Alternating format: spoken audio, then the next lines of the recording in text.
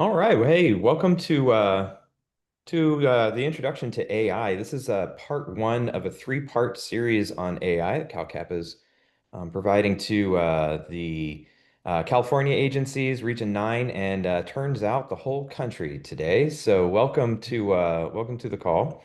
Um, my name's Lawrence Heiner. I'm the Director of Training and Technical Assistance here at Cal Kappa, and I'm happy to introduce Walter Fordman and Shawn Howell, who are experts in the area of artificial intelligence and other technologies that help support that, also with change management and other aspects of business that help us to integrate AI into the work that we're doing. So we're really happy to have Walter and Shawn with us for a few sessions.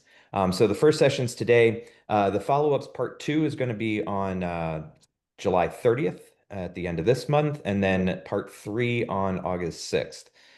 So we'll post the registration links for those at the end of the call here. But for now, I'd love to introduce, I think Walter's going to kick us Yeah. off. Good deal. All right, Walter. Yeah, well, I'd like you to All introduce right. yourself and we'll get going. Good afternoon, California. All right. Good afternoon. So it's 5 o'clock this time. So we're going to settle down into the evening, but I see you guys are midday. I'm Walter Fordham, founder and CEO of SmartQuest Technology. So we've been doing a lot of things in the area of community action agency, which kind of touches you guys. We've done other types of technologies for different types of corporate things. But this session and series is going to be about the immersion into AI. And this is going to be a three-part series. We're going to be our first speaker, which is going to be Shawn, is going to take you through an immersion, an initial immersion. Some of you guys will be familiar with it. Those that have been, I know we got some younger groups, so you guys probably do all your homework and things on that. So he kind of immersed you guys into the AI field with some techniques and things that he's certified in prompt engineering and so forth. And then as we get into series number two, I'm going to get a little more hands-on, right? So I'm going to get a little hands-on. So I'm going to take the hands off the PowerPoint and we're going to get our feet wet and we're going to move around a little bit in live things. We're going to do some things live. We're going to actually get a chance to look inside of some LLMs themselves and kind of demystify. I know we got the one group that says, hey, I'm ready for AI, ready to go. You got the middle group that's saying, well, I know about this AI thing, I'm not sure. And then you got other people that are saying, I don't want to have anything else to do with AI. I just don't like it. So hopefully those that are in there, we can get them at least to the middle. Those in the middle, we can get you to the front. And those at the front, we can actually help you to go even faster just by giving you a few techniques on different things, agentic workforce flows, and how are you going to put that in an organization. So we're trying to go beyond email, beyond a letter, beyond just generative content, and move into that to also actually using tools to actually make AI do specific things. And I'm going to have some specific examples. And those that hang around for 3 sessions, they're going to get a nice little gift of some sort that you'll have to, we're going to lead in on what it is, but you won't leave empty-handed. Okay. Um, and I think you're going to like the series. And those that know a lot, I'm pretty certain I'm going to be able to show you a few things that maybe you have not, and I'll go into to detail on that when my series starts. So we don't have a lot of time for each of those series. So we're going to be quick. In between those, I may have a little homework for you guys on the third, not homework, but things to review in preparation for our final series. And you may get a little information prior to the first one as I kind of put together a few things. I might have to give you like some pre-information because it's going to be a short period of time and I'm going to do some hands-on types of things too. Not a lot of PowerPoint on 2 and 3, okay? A lot more hands-on. So with that being said, and I'll have my own intro when I get to 2 and 3, I'm going to go ahead and introduce our Shawn Howell, who works here at SmartQuest with us. And he's going to go ahead and he's also, fully talented in a lot of different things too. And he'll go ahead and let him explain that too. And go ahead and take over there, Shawn. All right. Thanks, Walter and Lawrence. I appreciate you. It's good to be back with State of California. I've done some other webinars with you guys in the past, and I was actually at your conference, I think 2 years ago, and really enjoyed getting to know some of you guys. But today we're going a totally different direction from some of the other stuff I talked about, and just excited to be with you guys. I have been around the community action world for around 30 years now. which basically means that I'm getting old. Um, but I believe that I like to turn that into I have some experience in this network, and I've enjoyed putting together my background in communication and my experience in analytics together as we start moving into the world of artificial intelligence. Um, Walter will be back, like he said, in sessions 2 and 3. Don't miss those. Walter is my expert when it comes to artificial intelligence, and he's actually been programming AI since before it was cool. So you definitely don't want to miss out. And he's also going to be helping me man the chat today. So feel free to take advantage of asking questions that you don't think anybody can answer anywhere else, because he can answer those even if I can't. All right. Today my goal is kind of to wade into the water a little bit. I'm not going to take us overly deep. Walter's going to pull you in the deep end in the next couple of sessions, but I'm really here just to make sure that you guys know that AI is nothing to be scared of. It's a great tool that can make your life easier. And I want to provide some ideas concerning how you can use it in your agency. I also want to make sure before we leave that you do understand limitations and some of the dangers of using it as well. So we'll hit on all of that. And I really want to just kind of start out with some misconceptions that we have. Let me close that. I think that's going to be blocking. There we go. All right. So the first misconception I want to hit on is that AI is like the evil robots in the movies. I'm pretty sure my mom still believes this. She's a big conspiracy theorist, and she thinks that AI is in the middle of everything. But it's really not that bad, even for those of us who grew up on science fiction movies. Sometimes you think of AI, you think about HAL 9000 from 2001 Space Odyssey, or maybe The Terminator. More recently, there's movies out like Megan, and I actually think there's a sequel to this one coming out. Oh, yeah, and I saw another one the other day. It was a really good movie called Companion. It's really good if you like intense movies about evil AI bots. Um, Check that one out. But anyway, these can make it all seem really scary, but the truth is that the AI of today really just organizes, predicts, and creates content. It doesn't really want anything from you. It's not plotting against humanity, at least not yet. Um, Another misconception about AI is that it's brand new, but it has actually been around for a really, really long time. The idea of AI was actually introduced in the 1950s by Alan Turing, and you may have heard his name before if you studied mathematics. If you haven't heard of him, I would really recommend that you do some reading. He was a mathematician and computer scientist, just a brilliant guy, and had a very fascinating life. So if you're interested in the history of AI, I would really recommend going back and checking out some of his background. Also, this guy, John McCarthy, is important in the history of AI. He's the guy that introduced the term artificial intelligence, and he even started developing some of the early AI programming languages. So, what's crazy about this is almost 70 years ago. And when we think of AI, we sure as heck don't think about it being 70 years old, but we're just about there. Um, Between the 1990s and 2000s, this is where we really started seeing AI taking off. And that was because technology finally caught up with the idea. And we started having features like speech recognition, image analysis, and natural language processing. And so that led to AI being introduced into the homes of regular people.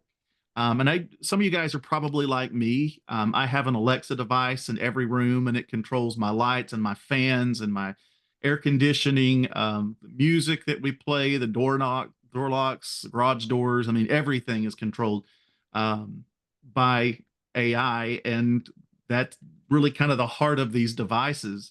We may not think of them as the same thing as what we use on Chat GPT and stuff, but it's basically a form of artificial intelligence. Another example that some of you guys probably have in your home is a Roomba.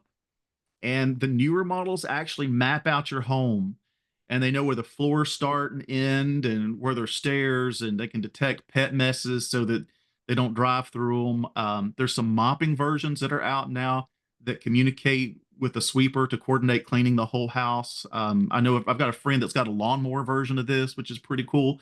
But all of this is a form of artificial intelligence. Some of you guys may have self-driving cars. Of course, this is controlled by AI algorithms. Um, just about everything that we do today has some type of AI built into it. So our web browsers, our streaming services, the navigation apps that we use to get from one location to another in our cars, even our social media apps. And if I didn't get you with any of those, I know I'll get you here. Um, if you guys notice when you shop online, and it's not even just Amazon, it's pretty much anywhere these days. At the bottom, there's all these recommendations, and it's based on your history, what you've done in the past. It's saying, okay, they like this, and they like this, and they like this. So based on that data, we're going to assume that this person might like this. So it makes that recommendation. Again, basic AI algorithms. So it's not really scary. It's not out to get you. It doesn't even really think like a human. It just analyzes massive amounts of data and predicts likely next steps. So it doesn't really understand the world like we do. Finally, there's a misconception that you have to be a technology expert to use AI. And I personally believe that with a little bit of experience, anybody can get good output. You don't have to be an engineer. You just have to be curious and know how to talk to it. And it can be a little overwhelming sometimes when you think of what AI can do. And I'm going to give you some examples of some cool features, but it's also one of the most exciting opportunities that we've had in technology during my lifetime. And I'm 50 years old, so that tells you something. I like to think about it like having a really fast assistant that I can only communicate with remotely. So don't be scared. We're going to wait and slowly today. And like I said, Walter's going to pull you in the deep end when he comes in a couple of weeks. But I really just want to get everybody warmed up to the idea of AI today. Next thing I want to do is introduce some of the different types of artificial intelligence. And I think understanding these now will make everything a little bit clearer as we go through the next several sessions. The term AI is actually pretty broad, and there's different classifications underneath this umbrella. One of the most basic models is what we call reactive AI, and it basically just reacts to whatever's happening at the moment. It doesn't really have any information about the past. It's kind of like an if-then sequence. And if you've studied any computer science, you understand if-then. It basically says, if this happens, then do that. If this happens, then do that. And that's the way it worked. And if you want to think about something that kind of fits this model, the early Roombas kind of ran on this. So if you hit a wall, turn 45 degrees, and then resume moving forward. And then if you hit another wall, you turn 45 degrees and move again. So um, that's a good example of an if then. And then also there's some early chess computers that were used that had this built in, and they made decisions just based on those immediate situations. So if someone moves to this and, there's a piece here and a piece here, then you do this movement. So really no learning, no memory. It just knows how to respond based on certain situations. Now, the second one is predictive AI. And this type of AI looks at patterns from the past and tries to predict what might happen next. So this is what powers Netflix and Amazon recommendations. So it guesses, what you might like based on previous activities. Now we get to generative AI, and this is where things get really exciting. The generative AI actually creates new content, like writing stories and creating artwork and composing music. And I'll give you some examples of this a little bit later on. This is really where we're going to spend most of the day today. So I'll circle back to this one. And I just got a question. Will we get the slides? I sent those to Lawrence. I'm perfectly fine if he sends those out as well. The fourth one and the final one that I'm going to hit on today is adaptive AI. And this goes a step further. Instead of just predicting and generating, it actually learns and adjusts based on new information. So traffic apps like Waze is a great example of this. It continuously adjusts your route based on real-time traffic updates. You'll notice if you're driving, it'll say, hey, you can save 5 minutes if you go this route. That's basically what adaptive AI is all about.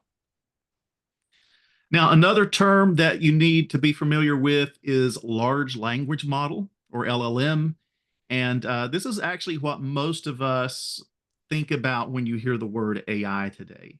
So LLMs currently mostly fall under the umbrella of generative AI because they create things, mostly words, uh, based on patterns that they've learned. So you're going to hear this used a lot over the next few sessions. Walter will talk about this quite a bit.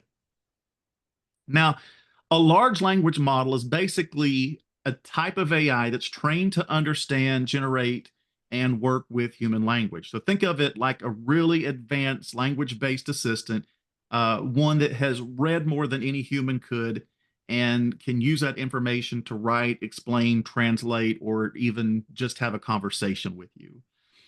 They are trained on massive amounts of text from the internet, from books, from articles, and even from code. And that training gives it a kind of statistical intuition for how language works. You know, what comes next in a sentence, or what tone fits the prompt, and how to structure an answer.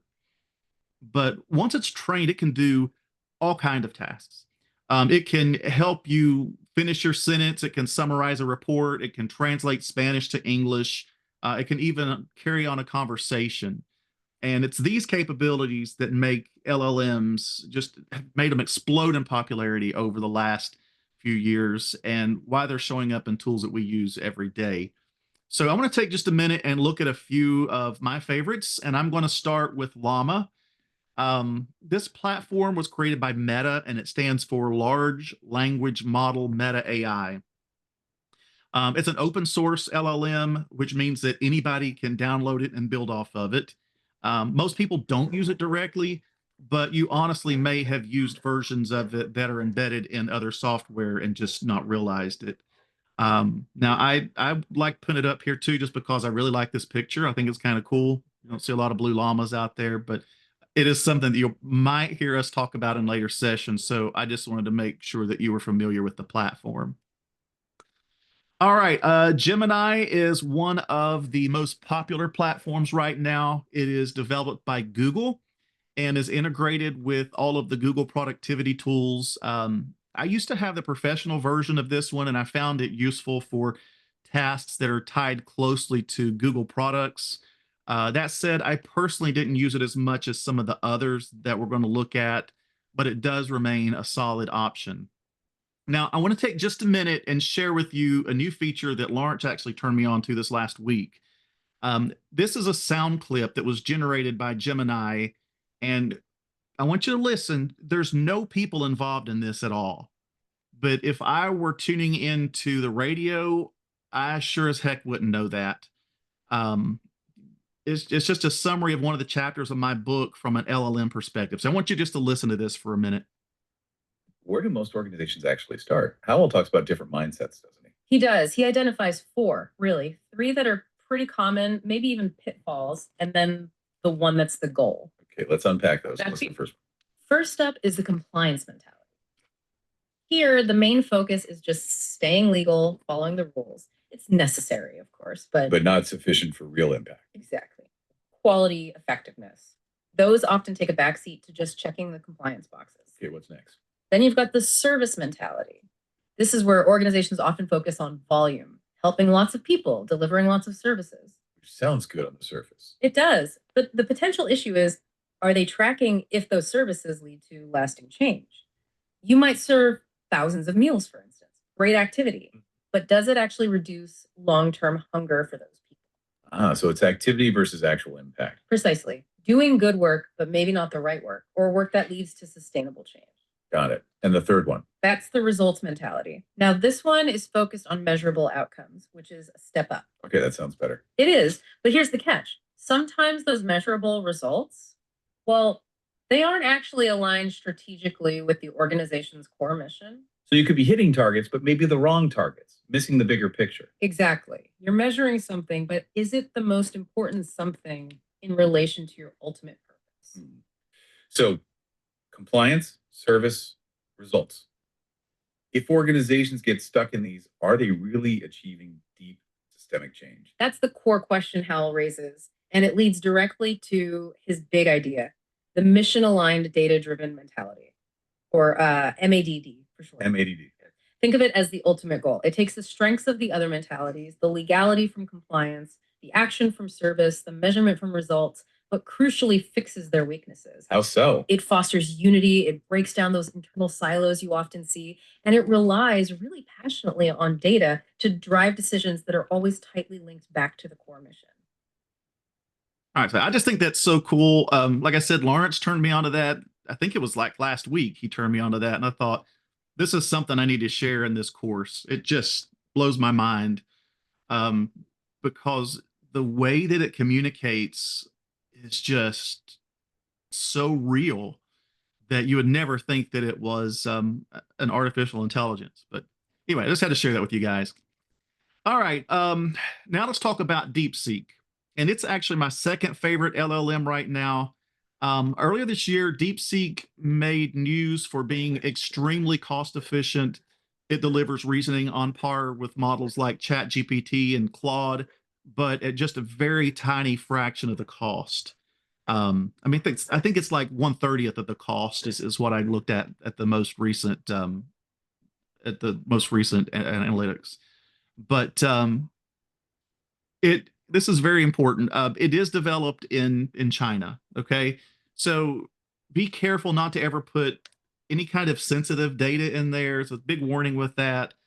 But I honestly recommend that with any AI model. So no matter where it's from, we'll talk about some of the warnings before I leave today. So I just want to emphasize a little bit more on this one.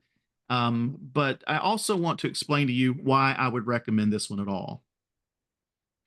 So DeepSeek has this ability called Deep Think, where it shows its work step by step, explaining its logic. And to me, that's a game changer because seeing how it processes data and the assumptions that are made as it does so, this helps you understand how LLMs think. And that transforms how you communicate with any AI, which makes you sharper, clearer, and more effective every time you hit enter. So as you can see here, I type in a prompt, and then you'll see this light text appear. And this is the LLM thinking. So it says, he's asked me about this. And I actually was playing with this one day, and it popped up and it says, I noticed he didn't say please. That doesn't necessarily mean he's rude, but maybe he's just a direct person. So yeah, that caught my attention just a little bit. Oh, you're not seeing the screen? Hold on. No, Lawrence can see it. So, okay. So anyway, I want you to understand that this is a really good tool for helping you learn how to improve the way you can communicate with LLMs. Be careful. You know, Lawrence, we talked about this in another session that he was a part of. With it being from China, I know that you've got more regulations in California than other states. So be careful with it with work stuff, but play with it and learn how to talk to an AI because you can really see those assumptions popping up. All right, another one is Claude. It's developed by Anthropic. In case you're wondering about the name, it's named after Claude Shannon, who is the father of information theory. Some computer scientists say it is the best AI on the market because of the way it processes complex data. And it is known for being very careful, thoughtful, and safe, which is great for summarizing documents or answering questions with context sensitivity. Finally is ChatGPT. And I know that all of you guys have heard of this one. I play around with the others from time to time, but to be honest, this is my go-to. But to be fair, this is the model that I was certified in, so I'm much more comfortable with it. And I do really like the features that it has to offer. So I'll show you some of those features in just a moment. It was built by OpenAI, and it comes with free and paid versions. I will say that the subscription is definitely worth it. With the paid version, you get access to some really good tools that we're going to hit on in just a minute. All right, now comes the fun part. We're going to talk about how you communicate with an LLM. And communicating with an LLM is done with something that we call prompts. And a prompt is just the message or instruction that you give to an AI, basically how you tell it what you want, like giving a task to a colleague. So I'm going to start with a really basic interaction just so you can see how it responds. Now, I want you to know these are not good prompts, but I want you to see how it thinks and how assumptions are made. Okay, so I went into ChatGPT, I typed nothing else but Mary had a little lamb. No instructions, I just put the phrase in. So without full context of what I'm wanting, it looks inside its vast database and it finds a match. And it assumes that I'm wanting it to complete the phrase. So it gives me whose fleece was white as snow.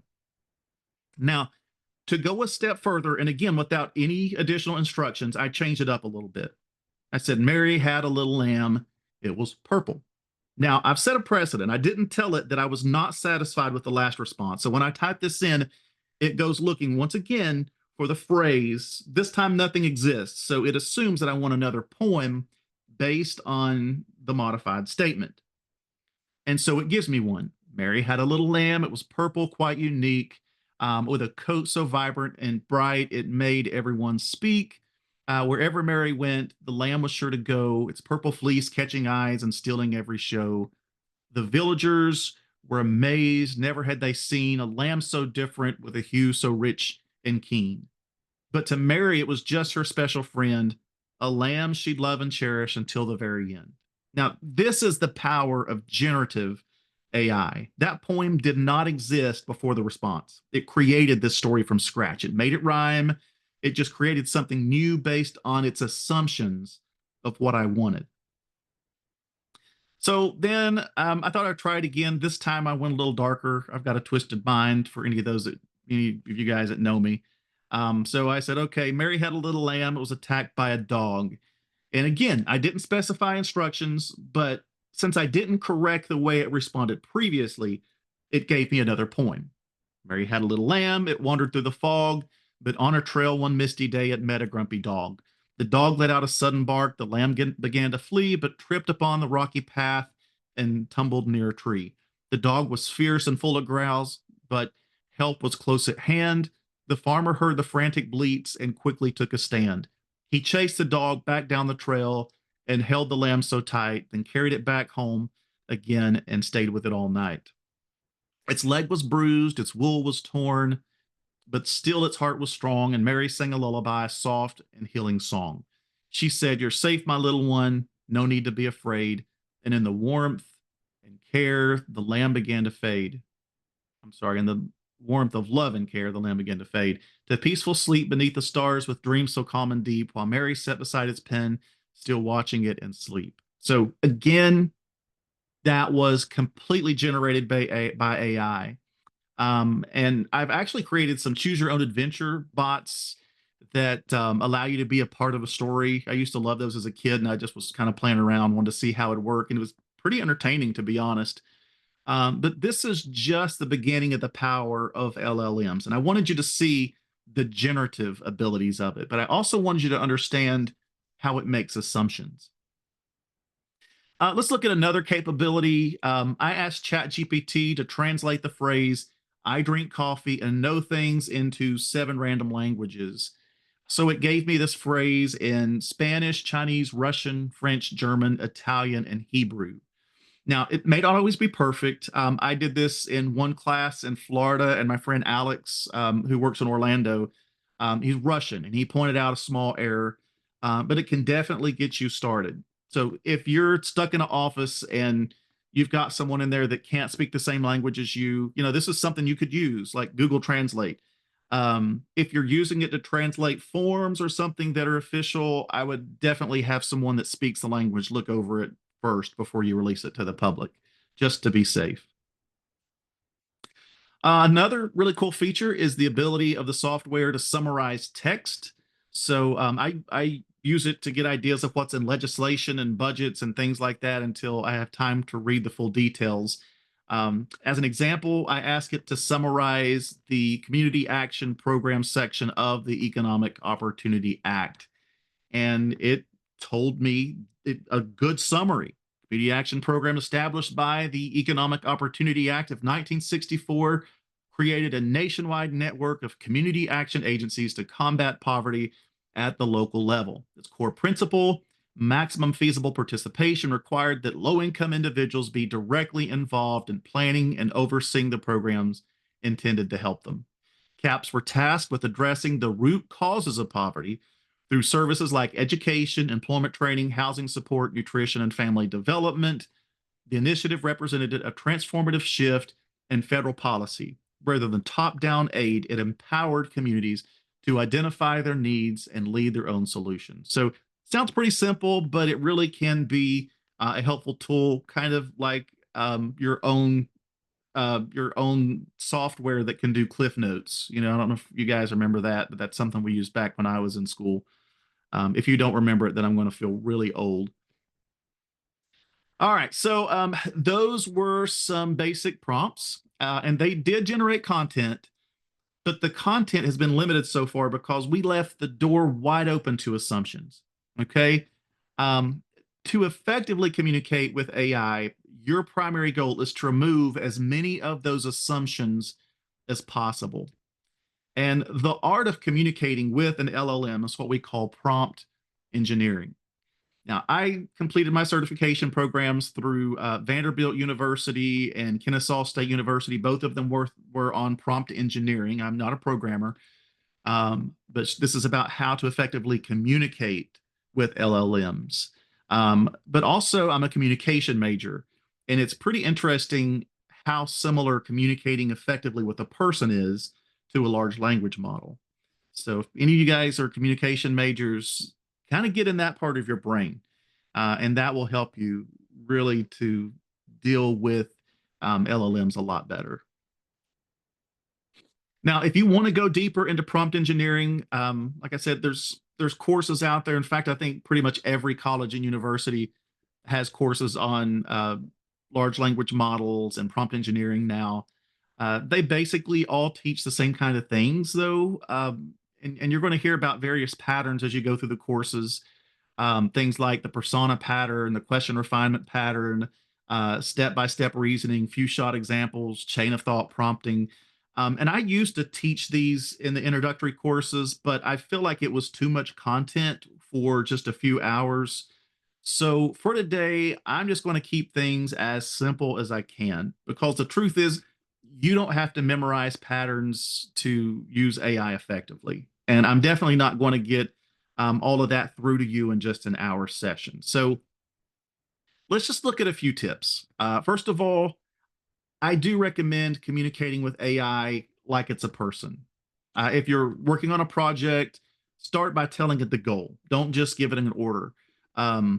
Explain your expectations. You can say things like, I want you to act like a marine biologist, or you can tell it you want it to have expertise in travel logistics.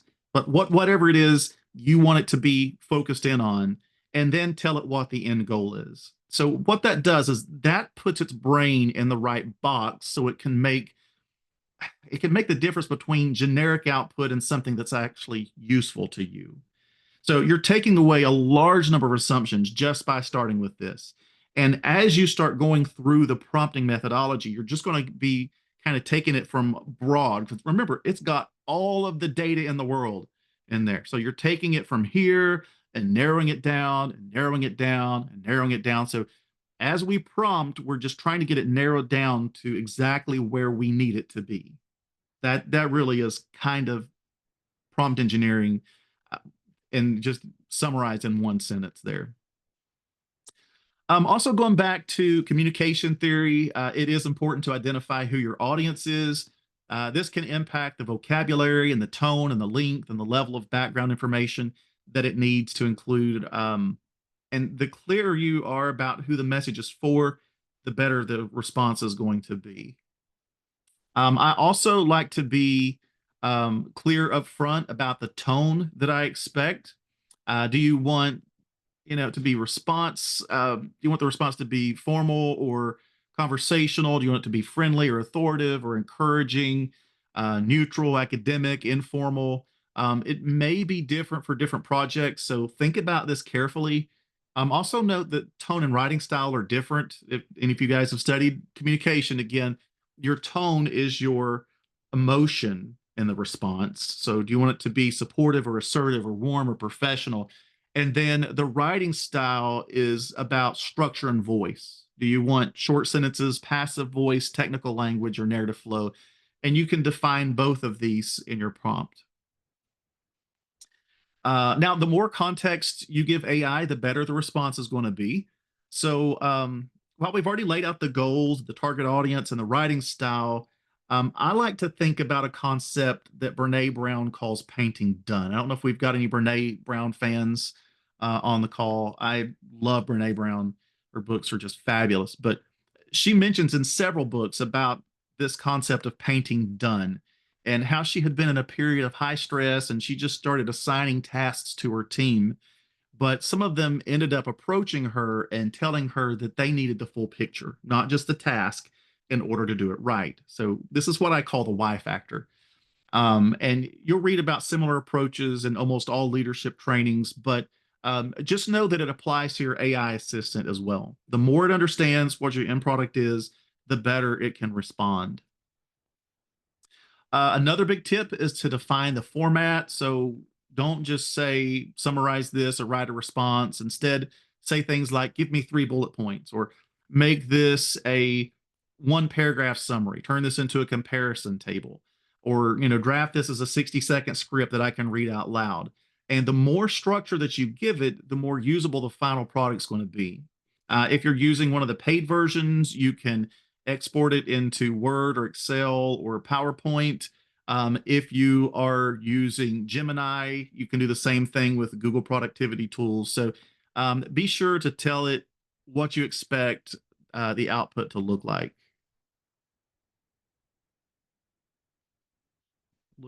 Okay. I thought that was a question, but that is Walter being engaging. All right. All right, this one's pretty simple, but it can make a big difference if you've got a lot of information. Break it down into bullet points. Just, when you put a full wall of text up there, it can misinterpret and kind of mix things up. But if you really want it to be clear, you can put bullets on there and tell it, I want this, and this covered. And it will cover them much better than if you just throw a wall of text out there. So that can make a big difference in your output as well. Another great tip is to use examples. If you want it to write in a specific tone or structure or style, show it what good looks like, right? So you don't have to write out this whole training manual, just a simple example. You can take some of your writing and say, use my writing style. And just make sure this is my writing style here. I wrote this, write like me. Also, you can say, here's a previous board report, format it in the same manner of this report. And it's really good at picking up on patterns. So a few examples can go a really long way on this. All right. Here's something that a lot of people don't think to do, but I think it's really big for getting what you want out of AI. Tell it what you don't want. So I'm not a big fan of overly academic language, so I tell mine to avoid certain words that it often generates. You can probably tell I'm from Hickville, Tennessee originally. I live in the Atlanta area now, but I like to keep things simple. I don't use words like juxtapose. I don't use words like firstly and secondly. I don't like technical jargon. I just like to keep things simple and understandable. So I tell my bots what I don't want as much as I tell them what I want. And in fact, lately I've been taking the list of red flag words that we got from NCAF to check organizational documents for anything that might cause a Doge audit. And that works really good. So that's something you may want to do inside your organization as well. As I said before, I treat my bot like a staff person that I can only communicate with remotely. So I am very conversational. I ask it what it thinks, Or, I say things like, hey, can you take another look at this paragraph? I just don't like the way I wrote it. Or what do you think about this? And I know it's a machine, but being conversational just makes it easier for me to engage with it. And it gets us into more back and forth work. And also, it's important to be polite, I think, in your communication because you never know what's going to happen in the future. They may not be like evil robots today, but we just don't know what's going to happen 10 years from now. So I want to be on their good side. Now, this is a big one. You don't have to get things perfect on the first try. Even after a well thought out prompt to rewrite a paragraph, I usually always have additional feedback. Can you make it shorter? It still feels too formal. I don't like the way the tone fits the project. And the more you treat it like a creative process instead of just a vending machine, the more useful and personalized the results are going to be. So it's not just a tool that you use, it's really something that you work with. All right, verifying understanding. I actually learned this tip from a friend of mine who teaches AI for church leaders.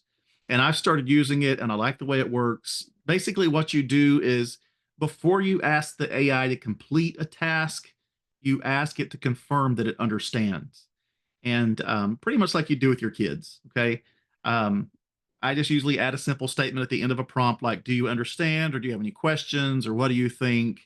And it really gives better feedback that way. And then finally, you can set boundaries for the output. You can say things like, keep this under 100 words, make this a 60-second explanation, or write this as a headline and a 2-sentence summary. A lot of times, if I'm writing something and there's a limitation, like you can only put 50 characters in there, I do that when people like Lawrence send me conference registrations. Okay, explain your bio, but you can't go over 100 characters. Okay, my bio is probably like 1,000 characters. So I'll take it, I'll throw it into Chat GPT, and I will say, get the highlights out of this, put it into 100 characters. And it works. It gets the highlights, still makes me look good, but it's not quite as much fluff. But it'll hit you right at 100 words if you tell it to. It's pretty interesting. All right. Let's take a look at a sample prompt here. This one's a little bit more detailed than Mary Had a Little Lamb. And here I start by telling the AI the expertise that I want it to have for this conversation. And you'll notice I'm narrowing it down so it doesn't look at everything in the world. I just want it to look at Roma, Six Sigma, performance analytics, and community action. So I'm narrowing that everything in the world down to Roma, Six Sigma, performance analytics, and community action. Then I go on and tell it that I want it to have a certain writing style. I want it to be analytical, concise, and focused. And I want the end product to include actionable insights that can help inform corrective action. So see, I keep narrowing it down. And in doing so, what I'm really doing is removing assumptions. And that is what all of this boils down to. I'm telling you, removing assumptions. Then I define the target audience. Agency leaders, program directors, I'm explaining that they need clear data-driven recommendations. And then now, after it understands that basic information, I ask a simple question. How successful is our agency in achieving its outcomes? However, I left out some key information here. I did this on purpose because I wanted to see what it would do. So there is room here for assumptions.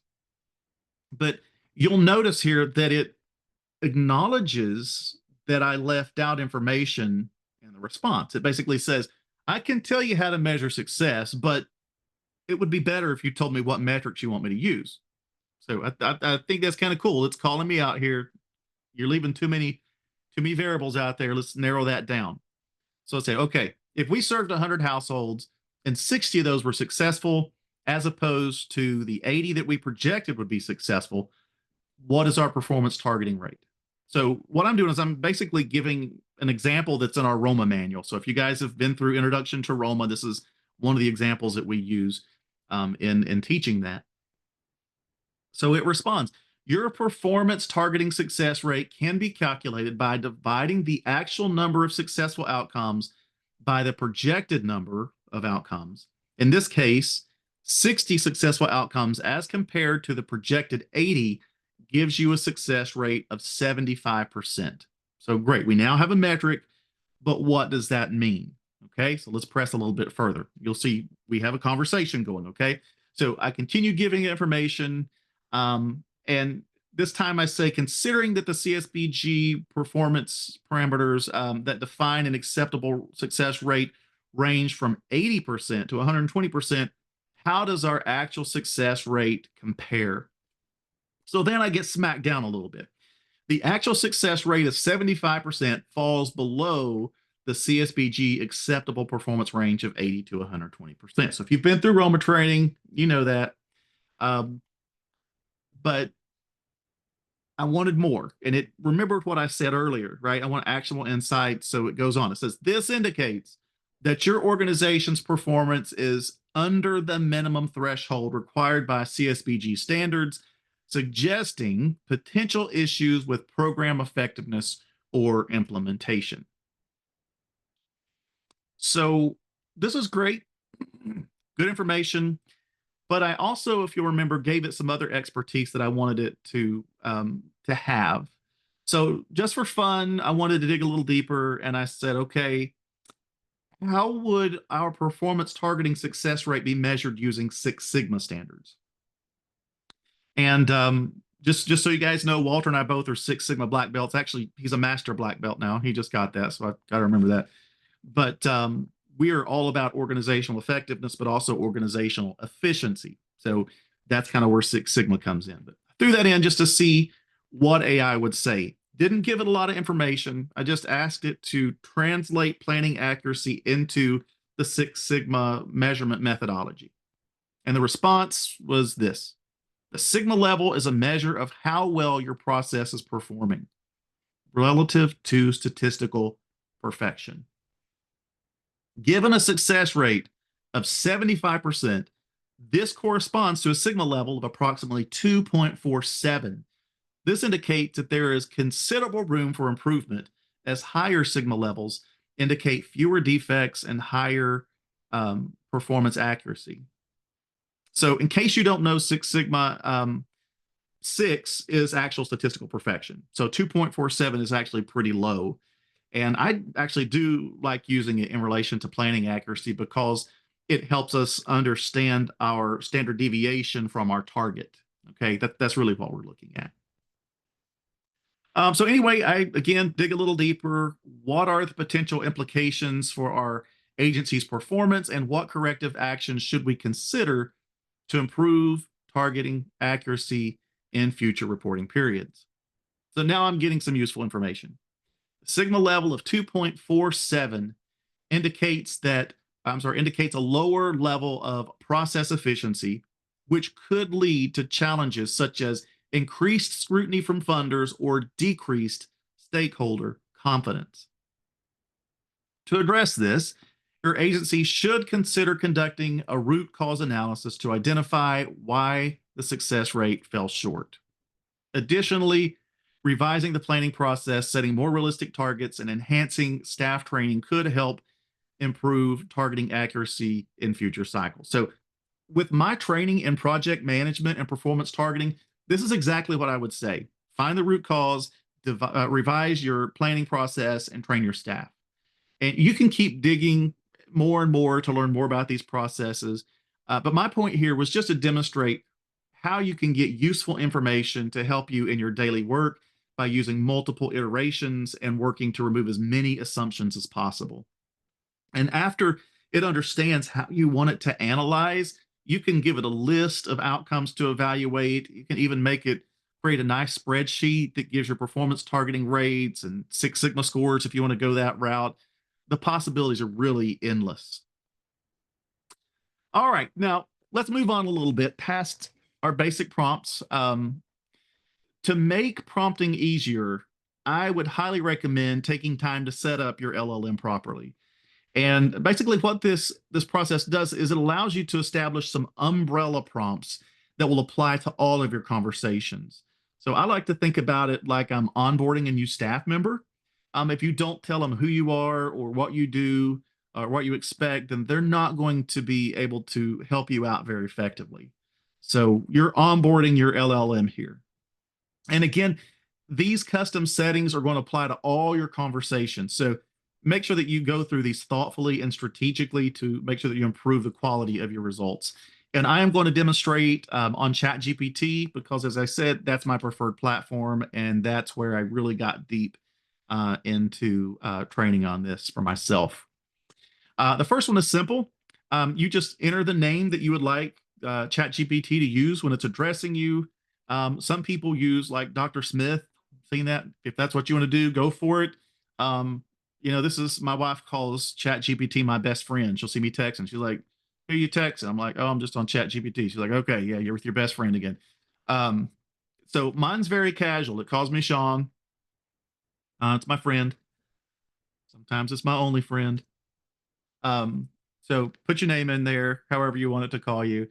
In the second field, we give ChatGPT a snapshot of your professional world. So don't overthink this. You're just helping it understand your world. Okay.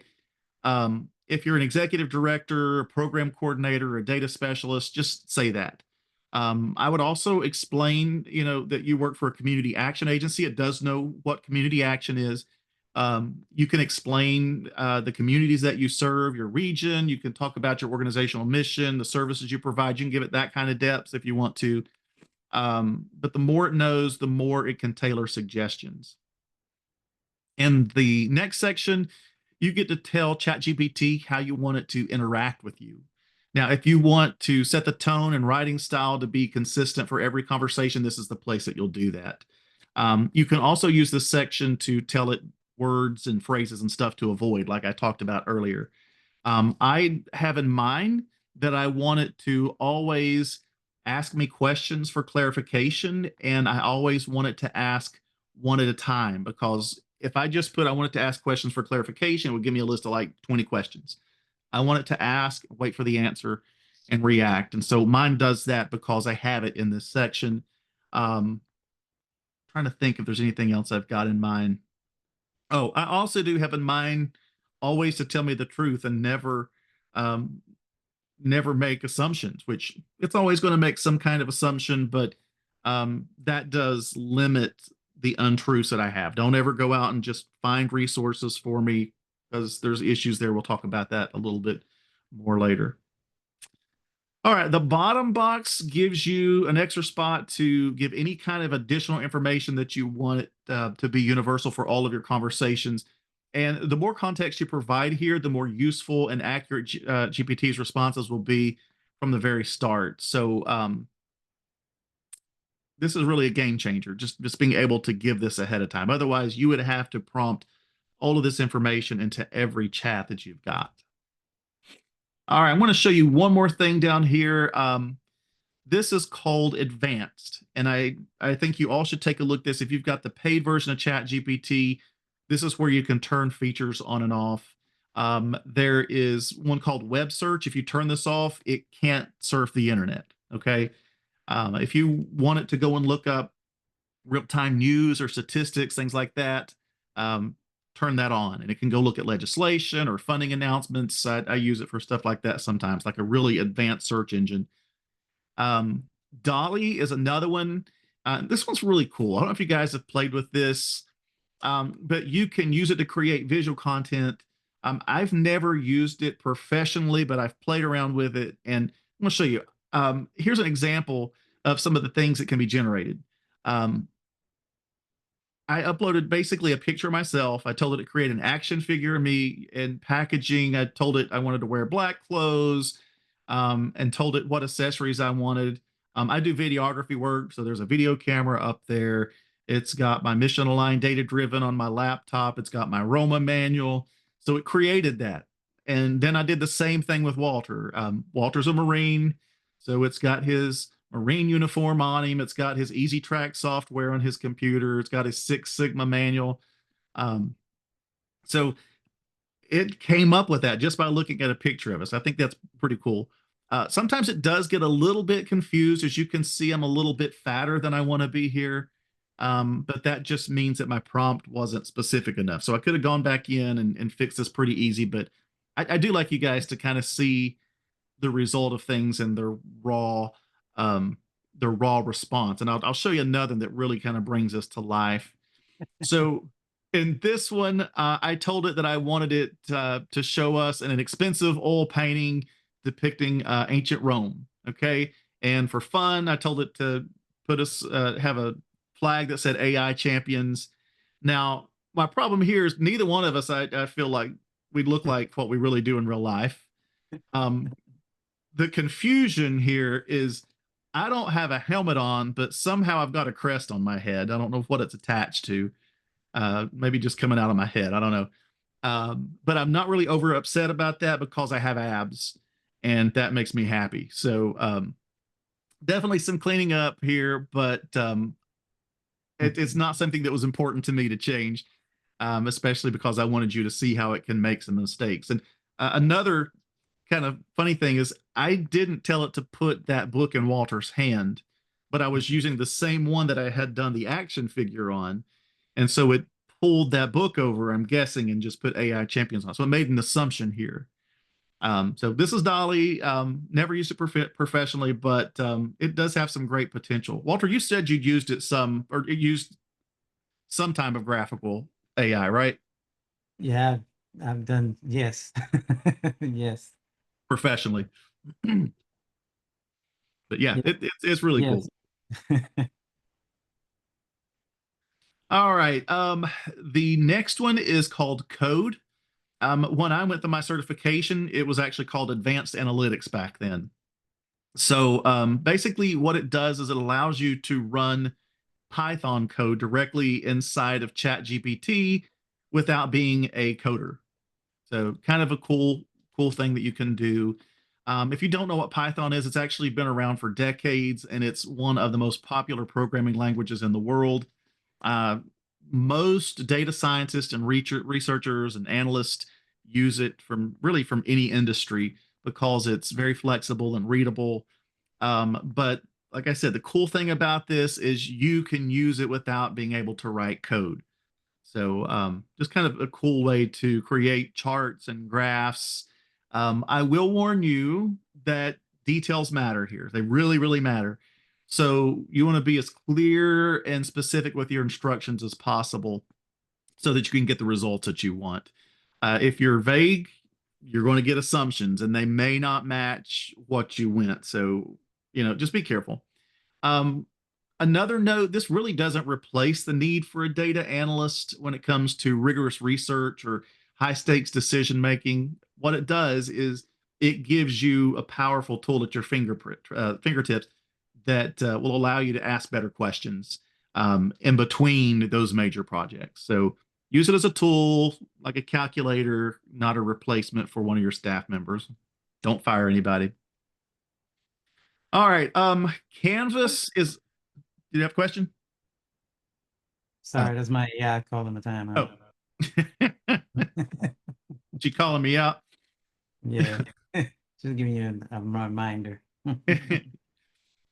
Canvas is another cool feature in the paid version that I like. Basically, it allows you to generate and edit full documents side by side with AI in real time. So I talked before how I use it like an assistant. And so if you think about collaborative software where you can both go in and work on something at the same time, this is the way that I think of Canvas. So this is, I had it created a fake board report just for training purposes. And I can go in there and I can modify the text typing straight on this canvas. And then I can go in there and say, okay, what do you think of this? And it might say, okay, well, what if we did this? And say, go ahead and do that. And it'll change it real time. It'll just refresh the screen. So we can both work on this just like you're working with a coworker. So really, really cool feature. I would recommend that you play around with a little bit. And then you can actually play on Canvas with programming a little bit too. And so this is just something I was doing to play around. This is a little bit more advanced, but I was playing around to see what I could do. And I used plain language to create this little app just to see, okay, if I put in my projected and actual success, will it automatically give me the targeting accuracy and the Sigma scores? And it turned out pretty well. Like I said, I was just playing around with it. I've started testing some more complex projects now with logins, and database management abilities, and it is pretty cool. It's pretty cool. So I always like to push boundaries and see what I can do. And you really should do the same. Just you're not going to break AI. Just play with it and see what you can make out of it. All right, the last feature I want to touch on is called Advanced Voice. And this one specifically, really for those people who prefer talking things out rather than typing everything. Walter actually showed me this one when we were at a software boot camp, a technology boot camp we were working at. I hadn't seen it before then, and he was just having conversations with his phone over there. I thought it was a lady at first. I'm not going to lie, man. But with Advanced Voice, She you can was. actually do what? What'd you say? She was a female AI. With Advanced Voice, you can actually have real-time back and forth conversations, just like you would with Siri or Alexa, but it's a lot more intelligent and it's a lot more cool. Oh, I summoned Alexa over there.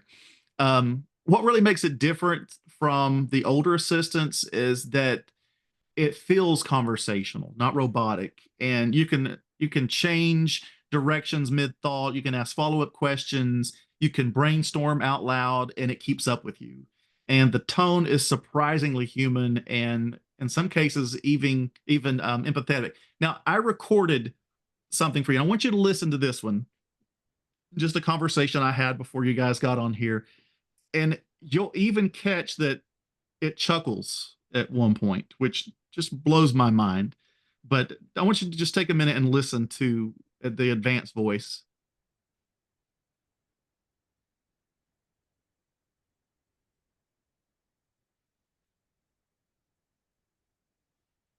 Hey, Chat GPT. Hey, again. It's always good to hear from you. What's new or what can I help you with today? Well, we are in the middle of a training with our friends at CalCappa. That is the State Association for Community Action Agencies. And I just wanted to see if you wanted to say hello. Absolutely. Hello to everyone at Cal Kappa. It's awesome that you're all working together on community action initiatives. I'm happy to help out in any way I can. So feel free to let me know if there's anything you need. Today's training is about an introduction to artificial intelligence and how AI and large language models can benefit community action agencies, specifically those that are in California. Do you have any tips that you can give them? Absolutely. One big tip is to start with clear goals in mind. Figure out what specific challenges you're hoping AI can help with, like data analysis, improving communication, or automating routine tasks. Another tip is to start small. Try out AI tools in one area before scaling up. And definitely focus on data quality because the better your data, the better your AI results will be. If they have any specific questions, I'm here to help. Thank you so much. You're absolutely awesome as always. You're so welcome, Shawn. I'm always happy to help and chat with you. If there's anything else you need or any more tips I can share, just let me know. Enjoy the training. Talk to you later. Absolutely. Talk to you later. Have a great time with the training and feel free to reach out anytime. Take care. So again, the chuckle's what gets me. It's so real. Just blows my mind. Play with that. If you guys have Chat GPT, get in there and play with that because it is so amazing. All right. Let's move on a little bit. It will take you a little time and thought to set things up initially, but it will really impact your experience later on. And making sure that you enable the tools that you want to use during your experience can also make a difference in how well AI can work for you. So check those out. I always say it's worth the $20 a month to me for just getting up to the plus version of Chat GPT. So if you're going Chat GPT route, I would definitely look at that. Another quick tip for using AI that has made my experience much better is customizing bots or agents, as you can call them. There's a ton of pre-developed bots that you can access, but I've made a number of my own. that I use on a daily basis. One of my favorites is called the Community Action Executive Coach. And I've programmed it specifically with all the regulatory requirements associated with CSBG and Head Start and Weatherization and LIHEAP and the other programs that I work with. It has the entire Introduction to Roma manual. It's got my mission aligned data driven book in it. It's got information about Six Sigma and Lean and Hoshin Canry and PNP and some other methodologies in there. Even some of the training handouts and slides from the national network. So I use this a good bit. And I think Lawrence shared something with me the other day that seems a little similar that one of the agencies I believe is using in California. But I do recommend this. It's a good way to kind of go in there and have an expert that you can ask, okay, wait, what is it this says in organizational standard 3.2 or whatever? It's got that in its database. It's going to be able to help you with that a little bit. If you want to set up your own bots, here's a screenshot of the setup area, which is in ChatGPT. Notice that you can program this in plain language on the left, test it out on the right. And if you hit the configure tab, you can name the bot and give it instructions. You can upload files for reference and enable or disable some of those features that we talked about earlier, but on a bot specific level. So great feature. I use it a lot. All right. Before we finish up, let me see where we're at on time. Okay. Before we finish up, I want to get you guys thinking about some of the ways that you can use LLMs to implement the Roma cycle in your organization. And in case you didn't catch it, I am a Roma master trainer. So I'm always going to end up back at this when we start talking about tools for our organizations. The first task that I would say that they're really good at is summarizing and analyzing data. You can plug quantitative responses in from surveys or your agency software. You can plug them in. And so here I'm asking it to, or I'm sorry, I start out with telling it that it's a specialist in poverty research. And you'll see here I'm adding, do you understand? This is what I was talking about earlier. Do you understand what I'm telling you? So it comes back and says, yes, I understand. I'm ready to assist you with any poverty research or data analysis you need. How can I help you today? So if I didn't put that little piece in there, then it would have probably started trying to spit out something already, trying to please me. But I did say, do you understand? So it says, yes, I understand. Now, how can I help you? So I really like throwing that into my prompts. Now I'm going to give it a little bit more information about what I want it to be an expert in. I went to my defaults again: Roma, data-driven decision-making, Scrum, Agile, PNP, Six Sigma. Those are really my go-to areas.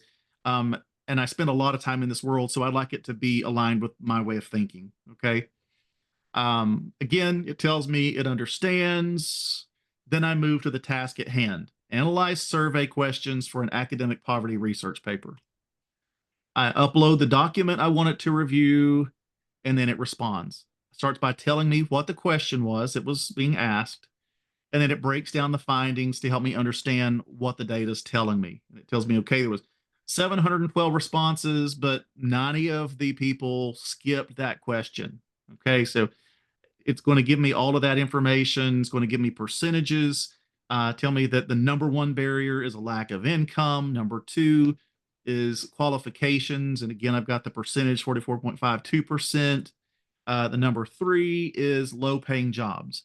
Now, of course, this is all based on surveys. For community assessment, I would also integrate census data and gap analysis and other factors into the prioritization, but this does give a good starting point.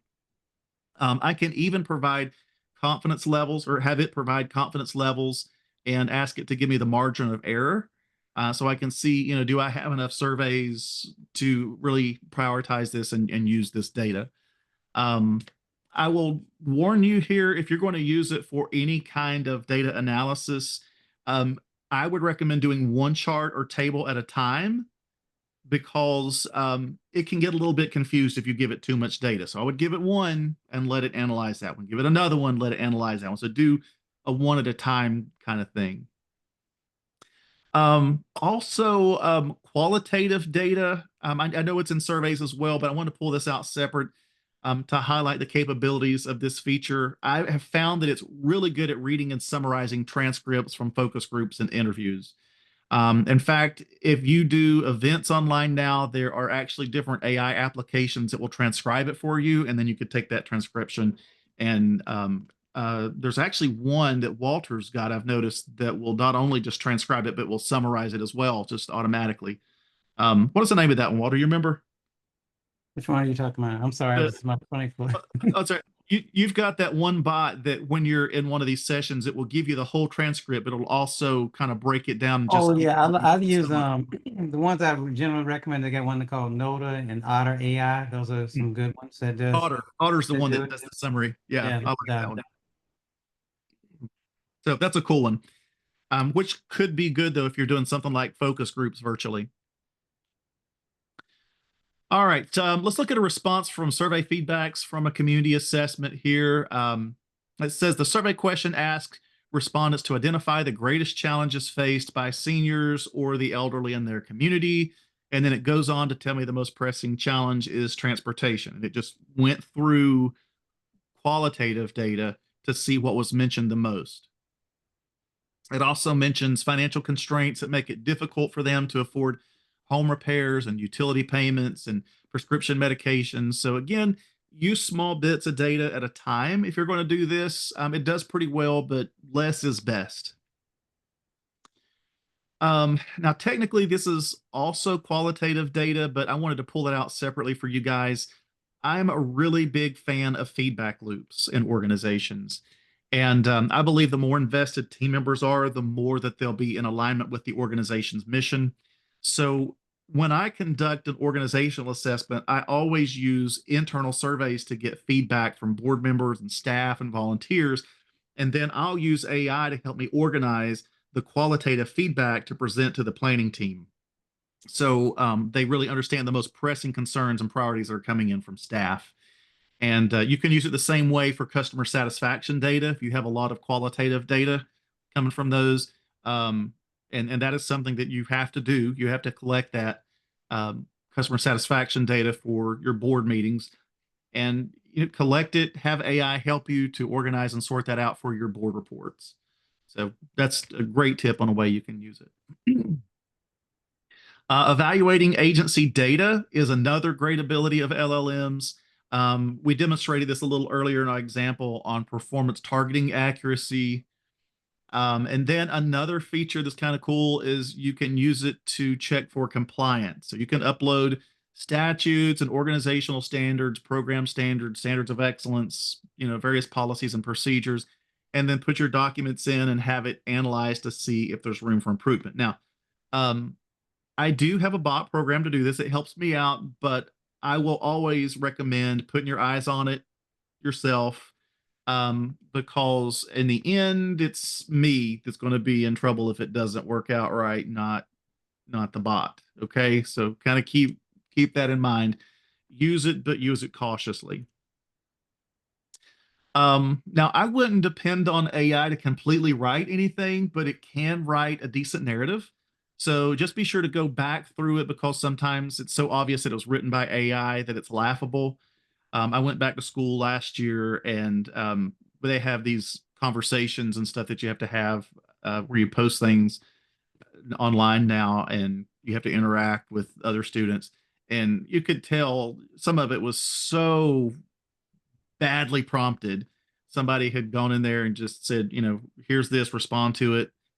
Horrible. And some people even copied so much that it said, chat GPT at the top of it, or it had the send button at the bottom. So just going to tell you, just write it yourself, but you can have it be your friend and help you out a little bit by reading and proofing things. It can also get a little confused. I will say I've seen confusion sometimes in increase and decrease. Sometimes it has put that word in there for analysis narratives. So double check that out. I'll always read through. I'm going to say that. Always read through just like you would if you had an assistant go out and do it. Again, let me also mention here that it is better with smaller sections. So try to break things up again for what you want it to write. Don't say write, 5-page report. You can give it a piece at a time. So that's another thing I would recommend here. Um, Finally, RFP responses. I did take a course on AI for grant writing, and one of the things that we had to do as our final is we had to actually write a proposal, a grant proposal, and we had to do it using AI. And that was a really cool assignment. I thought it was really neat.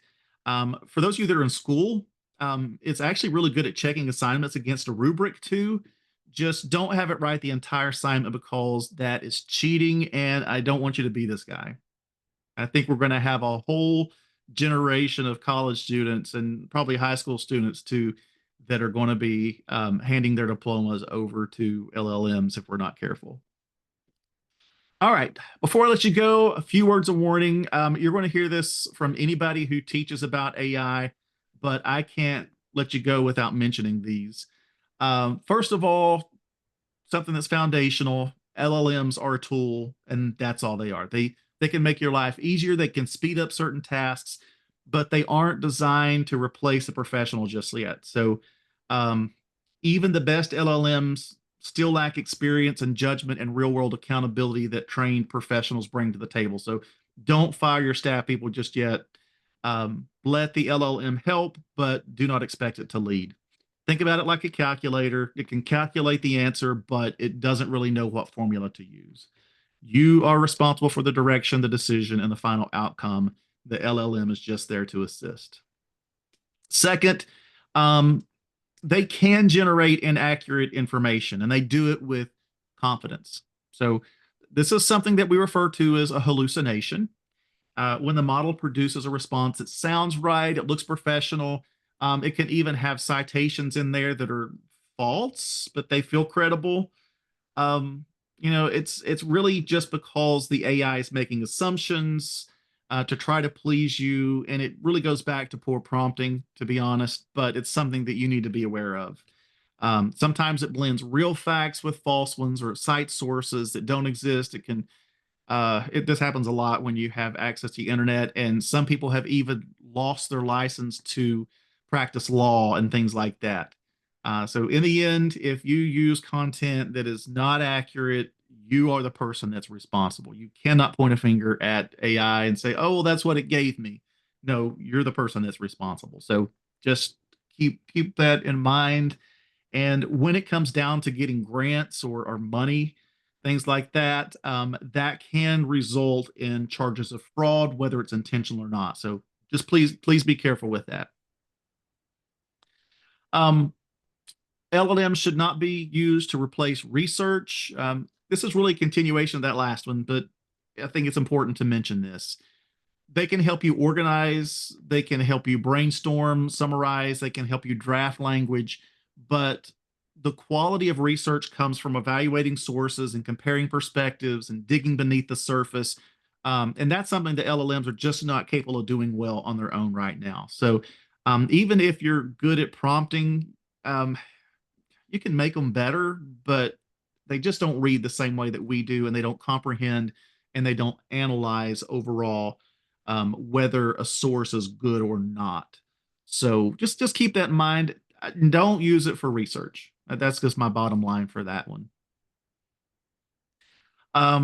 Next, LLMs are trained on massive data sets, and the content of those data sets are created by people, and people have bias. So that means the model might unknowingly repeat or reinforce stereotypes or assumptions or patterns based on those biases. And that can show up in small ways, like examples that it chooses, or in big ways, like the language it uses around race or poverty or gender or things like that. So not intentional, it's not trying to be biased, but it doesn't understand context like you do.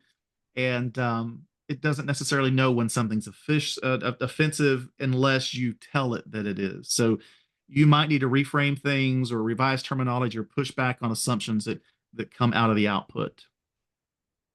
And finally, there's something that every agency needs to understand clearly. And if you're asleep, this would be a good point to really pay attention. If you've heard nothing else that I say, uh, anything that you put in a public-facing LLM like ChatGPT or Gemini, it's not private. So even if it feels like a personal conversation, feels like you're sitting down with a friend, other people may be able to see what you're typing in there. And that means you should never put personal identification information in there, no client data, no HR data, not even confidential information about the business practices of your organization. Um, I believe it was Walter telling me that there was a car manufacturer, I don't even remember who it was, that some of their prototype information had gotten into the wrong hands because they had put it into an LLM. Yeah, that And was Samsung when they first came out oh, with LLMs. They gotcha. actually put some of the developers put in their undisclosed code into the prompt, but they didn't realize that it was also some of the model designs were get out there early on. Yeah, and that's something you don't want to happen. That is a big bad no-no. So when you're working with it, thinking about you're having a meeting in a coffee shop, right? People can overhear what you're saying. So it can be convenient, but it's not necessarily secure. So that is a big, big, big caution right there. All right, so we've covered a lot. So quick recap of what we've covered. We talked about the history of AI and how it's already integrated in your life, so you don't need to be scared of it. We talked about the major types of AI. We introduced large language models, the type of AI behind tools like Chat, GPT, and DeepSeek, and how to get better results with better prompts. We reviewed 12 practical prompting tips to help you get started. And finally, we closed with the risks you need to watch out for when using AI. Now, as a little bonus, I want to hit a few things that you can do with AI that are kind of fun. I'm a big espresso fan, and my wife got me an espresso machine last Christmas. And I actually have a barista bot that helps me create seasonal recipes. It knows all of the spices I've got, all of my syrups, the different types of milks that I have, almond milk and soy milk and stuff like that. And it tells me how to make some seasonal drinks, and they turn out really, really good. Um, a recipe, custom recipe bot. I have a Blackstone grill, is one of my favorite things to cook on, and I do have some diet restrictions from my doctor. So what I did is I actually took my blood work from the doctor and told it the kind of foods that I like to eat. And then this scares people sometimes, but I took my DNA information from 23andMe and I put all that into a bot. Okay. And it uses that information to take and create recipes for foods that I like that may have substitutions that are better for my body. And I think that's one of the coolest things I've done. I use it a lot on my Blackstone. I have a dream interpreter bot. I've always been a person that has like very, very vivid dreams. Um, and that's how my body kind of processes stress. And so I have a bot that's programmed and it has, the things that's happened in my life, the good, the bad, and the ugly. And when I have a dream, I'll type the details into that bot and it'll say, this is what's going on. And this is why your brain is producing this information, what your body's trying to tell you that you need to take care of. So I think that's a um, pretty neat bot. I love it. My family likes to travel.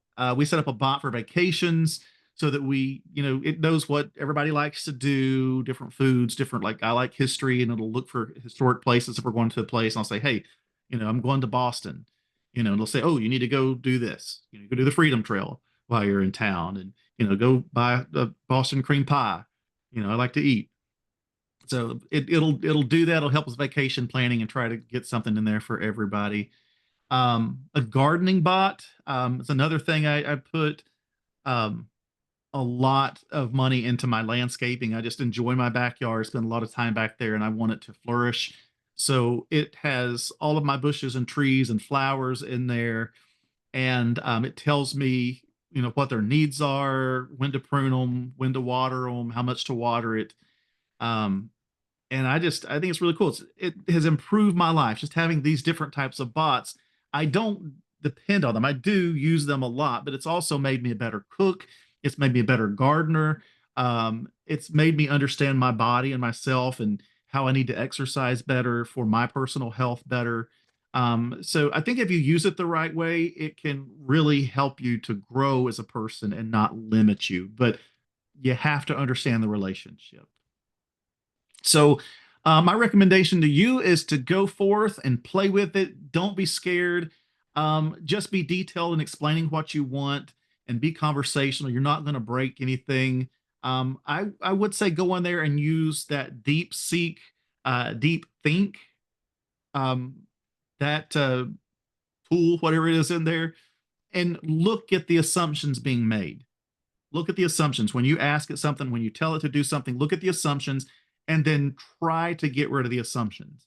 And that to me is going to be the best way for you to really be good at prompt engineering. All right, guys, that is the end of our introduction session.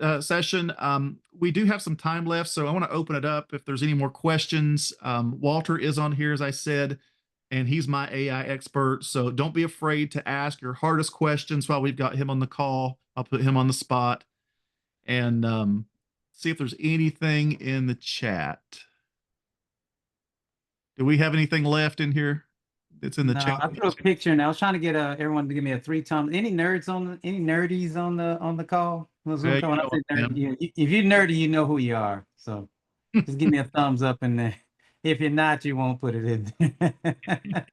I'm just trying to get a couple of the edge case training I might do on the next session to see how far, because I'm known to go way off the edge here. So I'm just trying to determine who's going to be in that next session. So we don't have super nerdy, but I'm going to do a little bit on, like, we're going to actually open up an LLM. I did it the last session. I'm going to kind of take you through one to demystify it. So I'm going to actually deconstruct one. You're going to see what one is, and I'm going to teach you some things that you won't get in engineering these classes, because I program some LLMs and I do them so I know what you might not be getting on prompts. So why do prompts hallucinate? Why don't they? I'm going to give you a little more insight in there so you understand why these things are. There's not really randomness there's a random element in the math, but the reason why it does it is really predetermined and fixed. So we're going to go a little bit on that, but I don't want to get too far. So that's why it takes me some time to look at the second session to make sure I kind of gauge who I'm going to be talking to and making sure you guys have things that you can utilize. But I want to keep it interesting, and I definitely want to demystify AI for you because it allows you to look at it different and do bigger things. I've been programming for years, too many years. I wrote the first LIHEAP program in the nation, first summer feeding program, and probably the first CSPG program, probably. So I've been writing for years. That tells you how old I am. So I've been doing it for years. So, but with all that being said, guess what? Programming, as we know it, is over. Thank goodness it's at the end of my career, towards the end. But program is different. So it is changing. So they haven't spoken it yet, but 50% of the jobs will be gone due to AI. That's the real. But guess what? It's the jobs that are there. So as you guys get ahead of it and you learn about AI, you get on the other side. So there's just a different way. It's a different methodology, but knowledge is becoming more commoditized. So it's hard to find necessarily a human expert per se, because so much information has been concentrated in LLMs that it's really getting, that space is getting much more, condensed. So, it's, they say LLMs are now testing at, 80, 92%. The next models, the frontier models, would be 98 plus. So once you get to, once we cross the 100% threshold, AI will be operating in, domains that we don't quite understand, which is that's probably the tipping point that we're not all sure about, because it's like having your pet dog, right? You get your pet dog, they're out there, you feed them every day, and they have a whole world. I know Master's going to show up here, he's going to give me my food, he's going to give me my water. They have no idea you're going to work, doing these tasks. That world does not exist. So they're operating in a world, you're operating in a world that they don't even define. That's kind of the evolution that happens as super intelligence. We don't know what the AI is doing, and we'll be operating in our world. Okay, so maybe we'll be saying, hey, AI, bring me some water, take me out to the bathroom and do whatever. But that's the type of evolution that super intelligence, and no one really knows. So that's kind of an edge case.